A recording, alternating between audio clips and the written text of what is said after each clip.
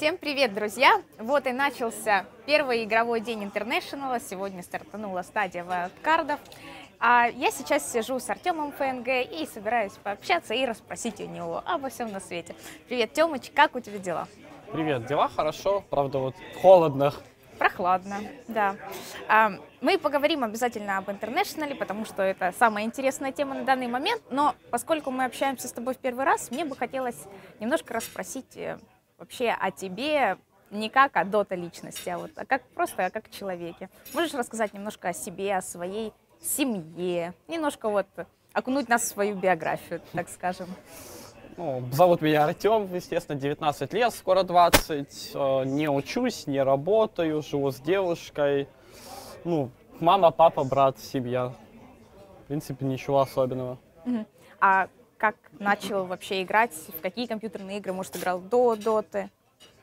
Ну, начал играть еще в глубоком детстве, когда мне лет 10 было, когда у меня болезнь была Азгут-Шлятера. И, ее суть в том, что мне просто нельзя ничего делать. То есть мне доктор говорит: все, Артем, тебе надо просто полный отдых. То есть никакого спорта, никаких бега. Ну, то есть в основном я в футбол играл. И, соответственно, с того времени как-то я с братом начал ходить в компьютерный клуб, играть в разные игры. Первые были это Counter-Strike, Quake, Warcraft. Но, как-то Quake, он все меньше и меньше уже был в клубах. Больше было Counter-Strike и просто каких-то кастомных мап в Warcraft. И, из этих всех карт выделялась Dota, в которую уже все начали играть, но мне это было 10 лет, и я так просто, там была еще Dota 5.84b, она грузилась 5 минут где-то.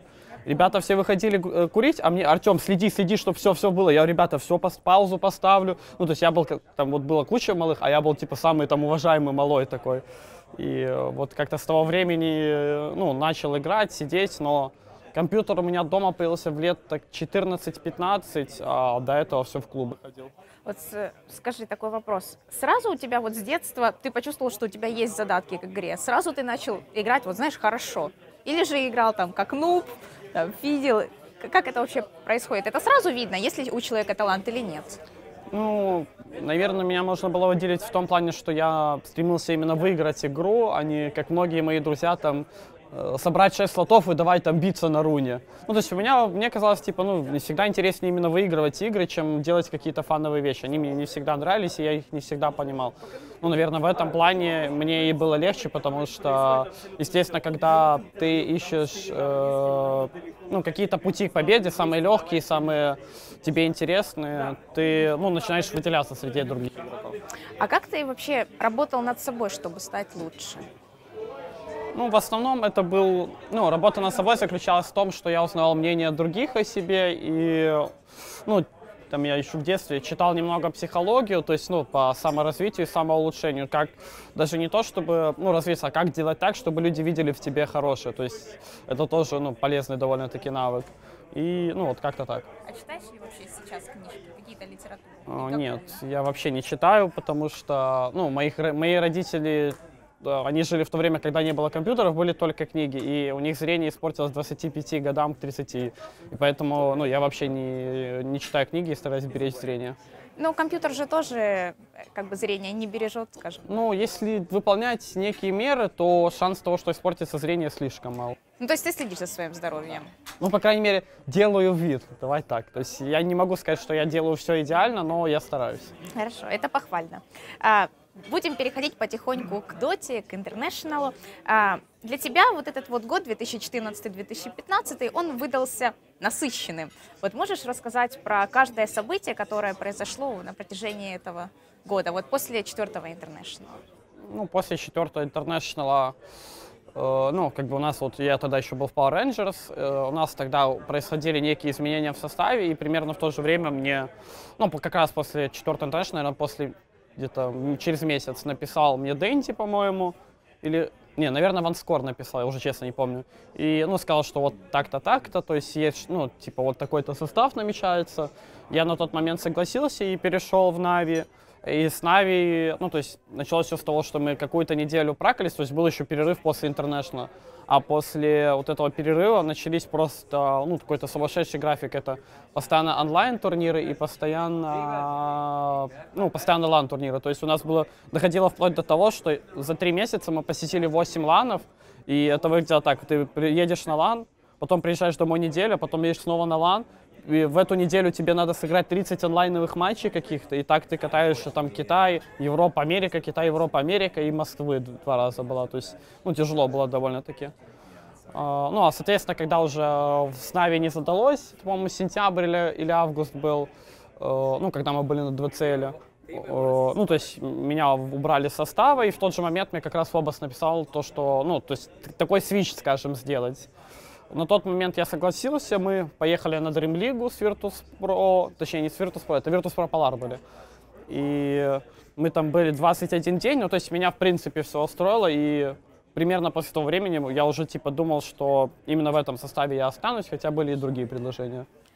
А вот что... Вот знаешь, сейчас ваша игра выглядит довольно слаженная. Вы выиграли 2 турнира за последнее время на Dota Pizza, заняли 3-е место против топовых команд в финале. Вот, ну, сражались хорошо. Вот что есть в этом составе вот такого, что вас держит? Кажется, что вы нашли вот какую-то, знаешь, такую общую волну и плывете по ней. Правда ли это или нет? Ну, общая волна, наверное, заключается в том, что мы... Ну, вообще, наверное, мы единственная команда, которая тут сутками сидит в отеле и просто играет. Ну, то есть я следил плюс-минус за всеми командами. И, наверное, такого графика, как у нас, ни у кого нет. То есть мы там сидим, играем по 10 скримов, а кто-то там гуляет, ходит, что-то там делает. А мы просто сидим целыми днями и играем, ну, потому что нам это интересно, нам это нравится. И, наверное, в этом плане и заключается волна командная. То есть все просто хотят играть и становиться лучше. Но при этом, ну, там есть в игровых моментах есть какие-то разногласия, но, как правило, они просто решают. То есть я говорю, что делаем, и все это делают. А потом уже решаем, правильно это или нет. А у вас в команде более дружеские отношения или вы как коллеги настроены, знаешь, на одну цель? Более дружественные. Хорошо, вот ты сказала, у тебя есть там идея, задумка. То есть ты в команде отвечаешь, грубо говоря, за все действия, за весь макроплан?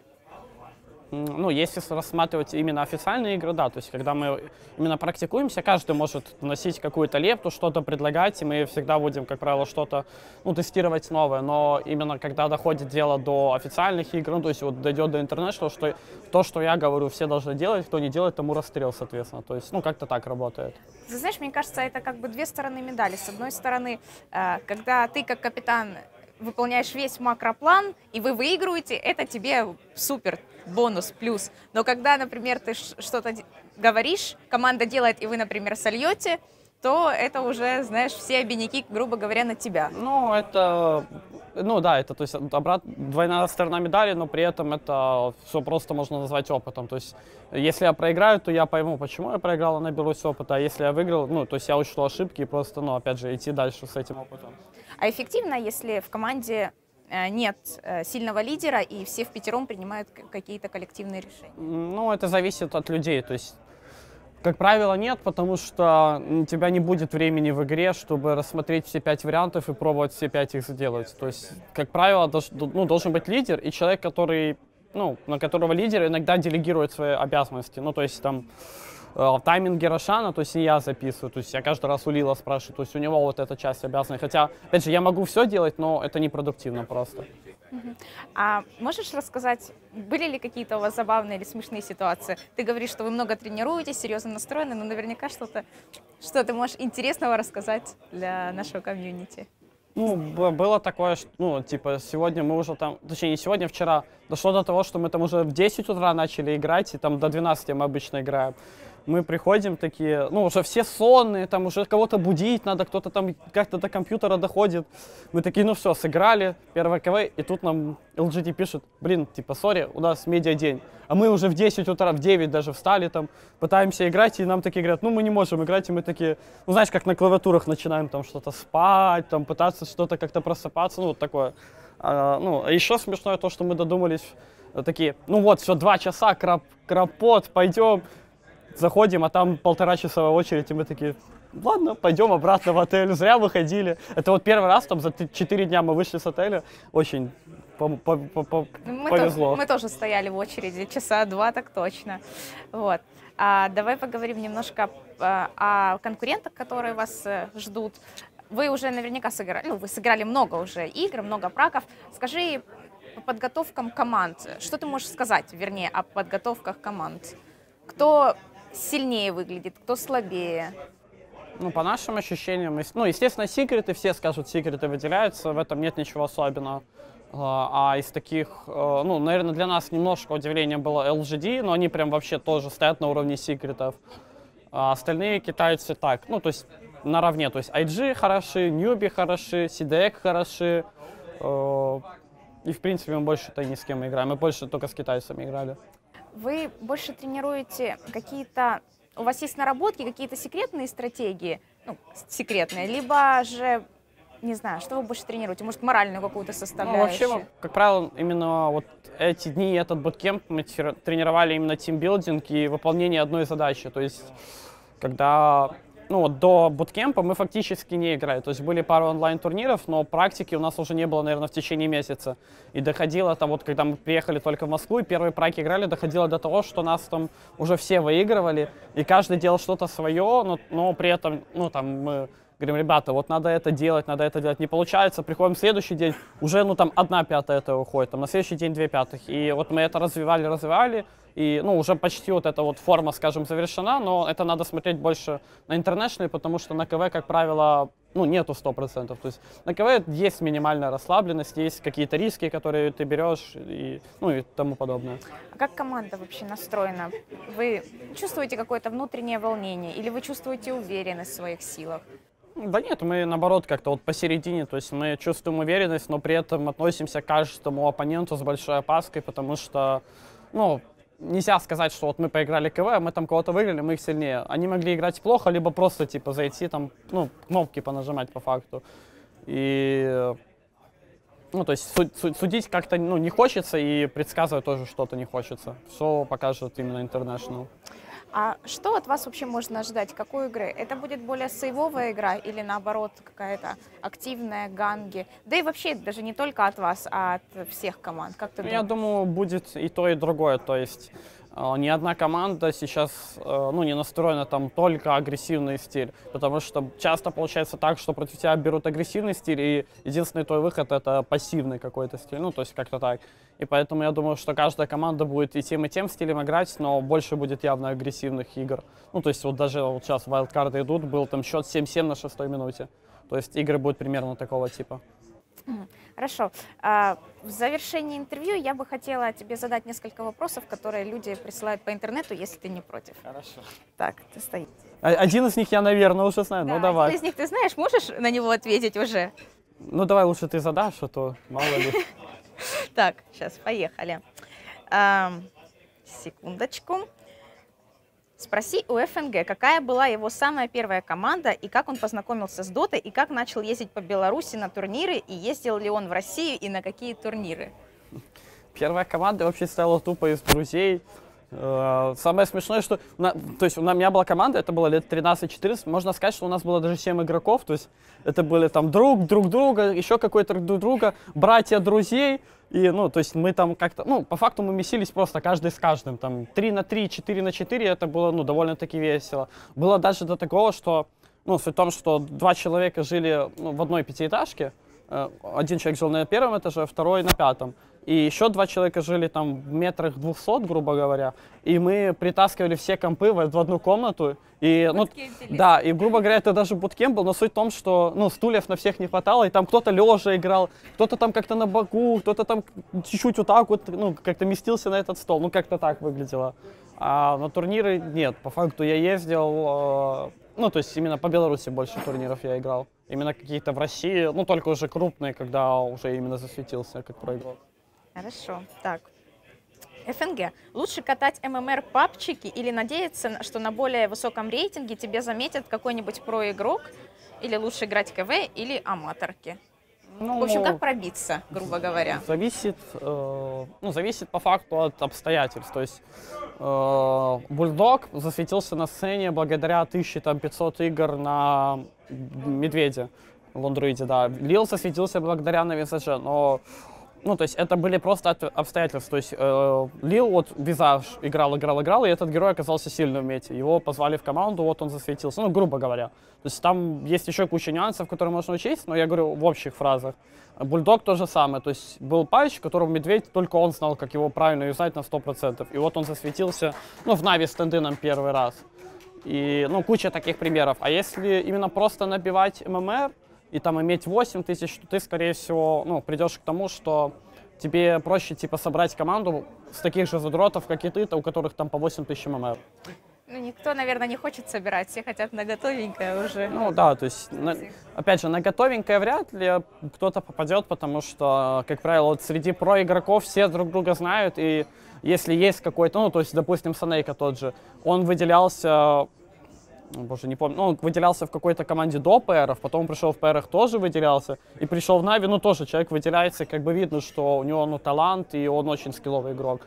И, соответственно, ну, есть и такой путь. Ты начинаешь просто с какой-то семи-про команды, потом про команда, а потом уже, ну, стар-левел, можно, если можно его так назвать. Это понятно. Так, вот вопрос от Димы Стефанчука. Вопрос к ФНГ. Как он тренирует себя как капитана? Пусть даст совет, что нужно тренировать начинающим капитаном и как стать лучше. Ну, опять же, это все обстоятельства. То есть ты можешь быть капитаном в одной команде и быть никем в другой по факту. Ну, то есть нужно понимать, что если игроки не настроены тебя воспринимать как капитана, это будет слишком сложно сделать так, чтобы они видели в тебе капитана.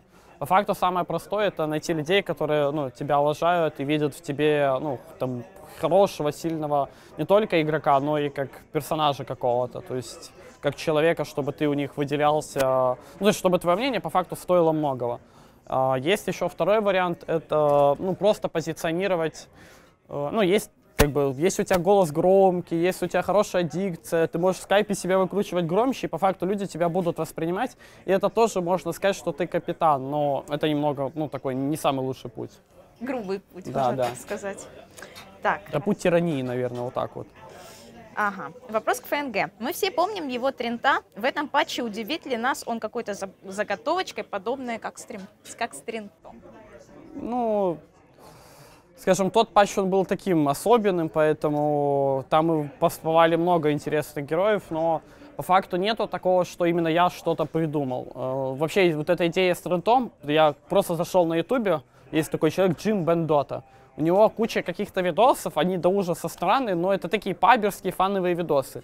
И вот я просто любитель смотреть чего-то, и что-то всегда придет в голову. Я смотрел, и вот наткнулся на Трента.